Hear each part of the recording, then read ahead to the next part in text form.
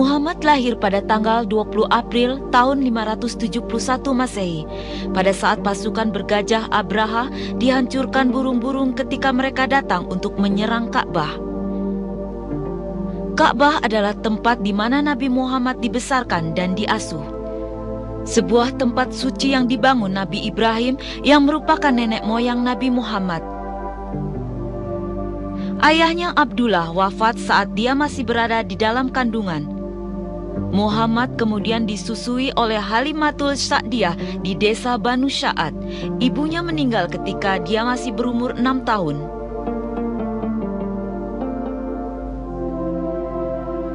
Rasulullah bekerja sebagai penggembala kambing dan menjalankan usaha bersama seorang janda, Khadijah binti Khuwailid, kota Mekah tempat Rasulullah menghabiskan masa remajanya.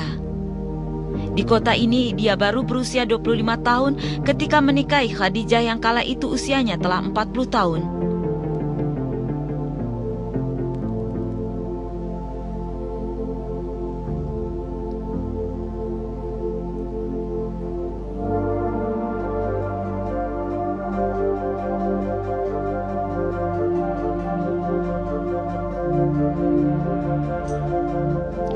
Jalur ini telah dilalui Muhammad dalam perjalanannya ke Gua Hira di puncak Bukit Nur, Bukit Cahaya. Khadijah membantu suaminya yang tercinta dengan mengirimkan makanan secara teratur.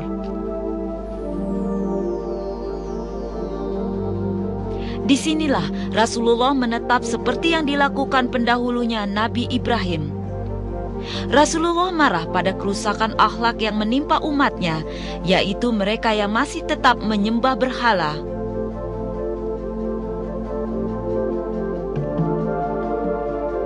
Dia menerima wahyu pertamanya, ayat Iqra, Bismi Rabbikal Ladzi Khalaq, bacalah dengan nama Tuhanmu yang menciptakan. Peristiwa ini yang secara resmi mengesahkan Nabi Muhammad sebagai Nabi yang terakhir.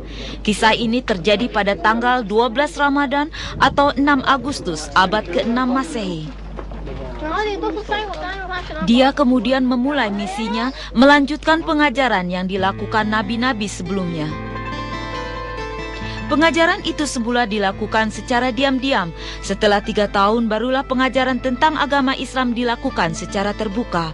Sholat 5 waktu kemudian diwajibkan.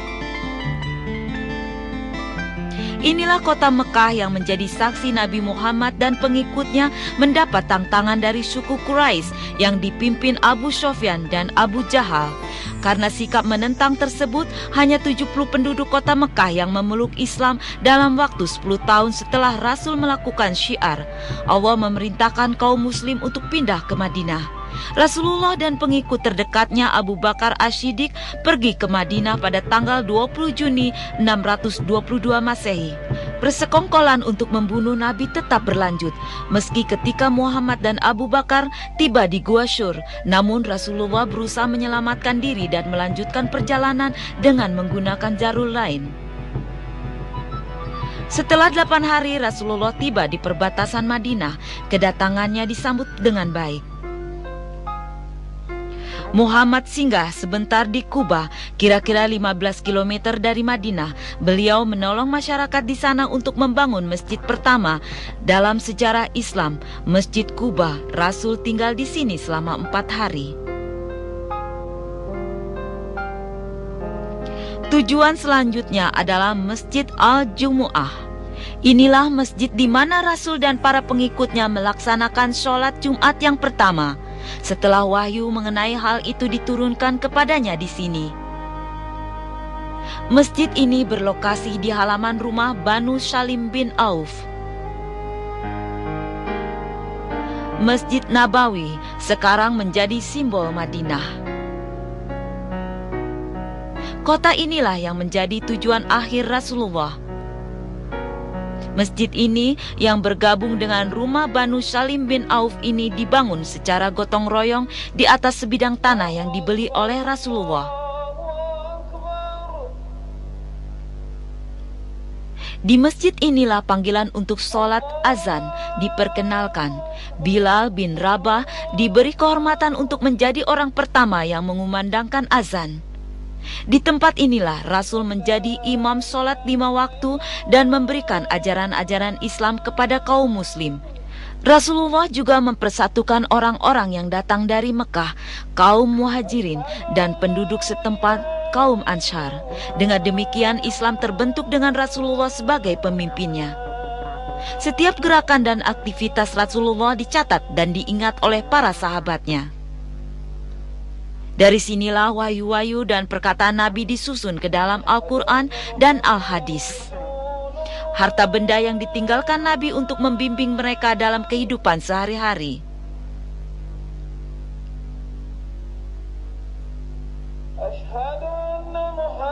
Masjid ini awalnya hanya seluas 2000 meter persegi, kemudian ditambahkan lagi 500 meter persegi pada masa pemerintahan Sayyidina Utsman bin Affan.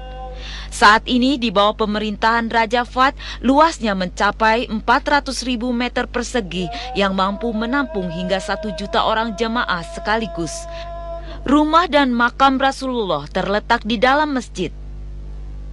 Masjid ini berdiri megah dan interiornya dilengkapi dengan fasilitas modern dalam bangunan yang luas.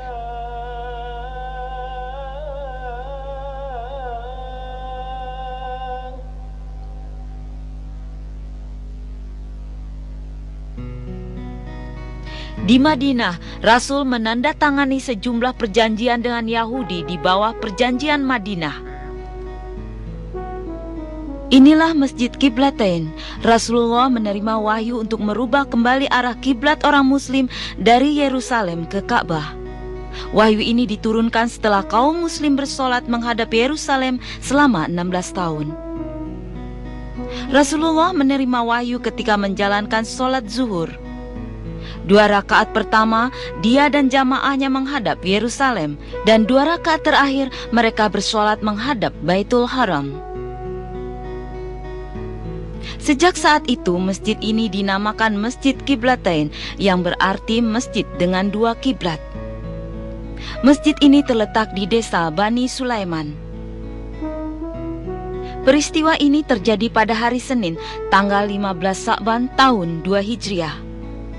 Peristiwa ini kemudian diikuti sebuah wahyu yang mengizinkan orang muslim untuk pergi perang dan berpuasa di bulan Ramadan.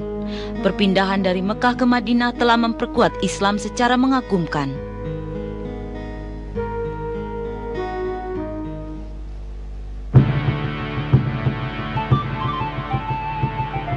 Pada tahun 2 Hijriah, Abu Jahal dengan 1000 pasukan berkuda Quraisy datang ke Madinah untuk menyerang. Rasulullah berangkat ke Badar dengan 313 orang muslim untuk menghadang mereka sampai ke Madinah.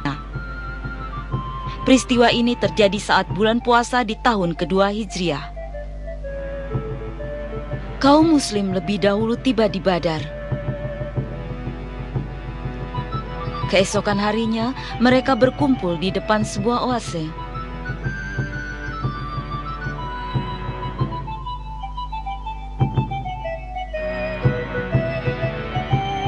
Tentara Quraisy datang ke medan pertempuran. Bagian pertama adalah tantangan untuk menang dengan 3 pemenang di setiap pihak. Namun 3 orang dari pihak Quraisy tewas. Perang pun diumumkan.